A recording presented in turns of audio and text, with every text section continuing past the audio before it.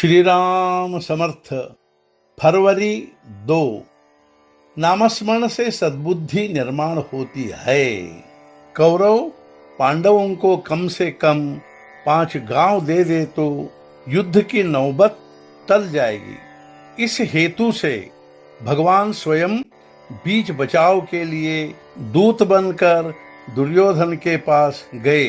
उस समय दुर्योधन ने कहा, भगवान आप जो कह रहे हैं सब ठीक है।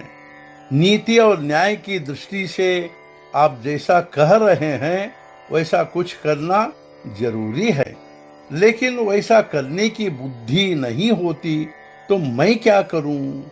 आप सर्वशक्तिमान हैं, तो आप मेरी बुद्धि ही पलटा दीजिए, जिससे सारी समस्या ही एकदम हल हो जाएगी। लेकिन ऐसी स्थिति निर्माण नहीं हुई और यह आप सब जानते हैं कि युद्ध होकर रहा।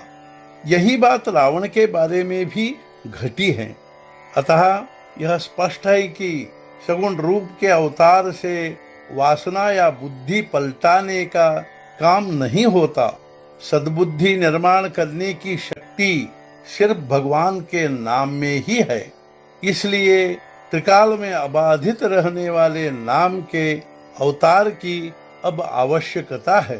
नाम का मतलब ही भगवान है। वही नाम हम अनन्य भाव से ले।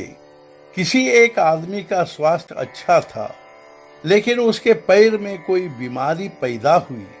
डॉक्टर ने कहा, यदि जान बचानी है और शरीर बचाना है तो पैर काटना पड़ेगा।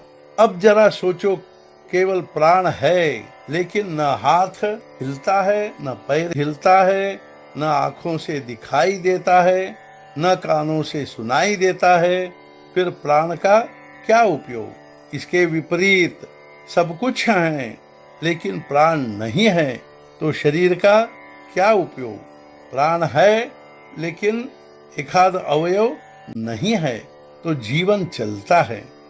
मान लो कानों से सुनाई नहीं देता, कोई बात नहीं, उससे क्या बिगड़ने वाला है? उपासना अनुसंधान प्राण ही की तरह माना जाए।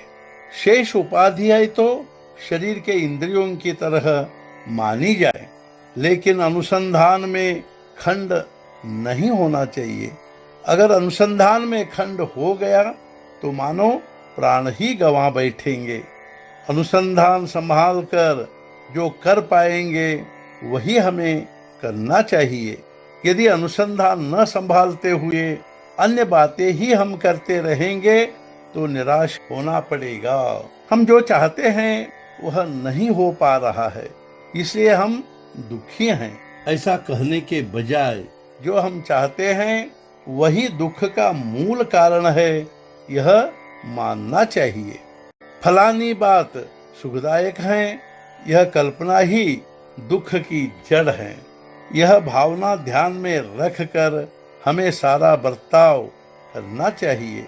बिल्ली चूहे से खिलवाड़ करती है, वह उसे पकड़ती है फिर छोड़ देती है, फिर से पकड़ती है फिर से छोड़ देती है, लेकिन अंत में वह उसे दबोचती ही है और प्राण लेती है। उसी प्रकार काल हमसे खेल खेलता है, हमें आशा में बांध रखता है, आगे बढ़ाता है, लेकिन हमें यह पक्का ध्यान में रखना चाहिए, इस प्रकार किसी बात में फंस जाने में कोई लाभ नहीं है। अनुसंधान बनाए रखेंगे तो लाभ होगा, अन्यथा नहीं। मनुष्य का कल्याण अनुसंधान में ही है, वरना भविष्य बड़ा कठिन है। अहम भाव रखने वाले, दूसरों को ज्ञान सिखाने वाले विद्वान, शास्त्री, पंडित वस्तुतः सभी भ्रम में ही है।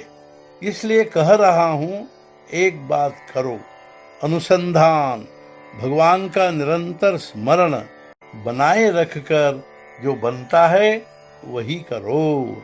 आज का मुख्य विचार, अपनी इच्छा के अनुसार बातें बन नहीं रही है, यह भगवान की कृपा ही है। सद्गुरुनाथ महाराज की जय। जय जय रघुवीर समर्थ।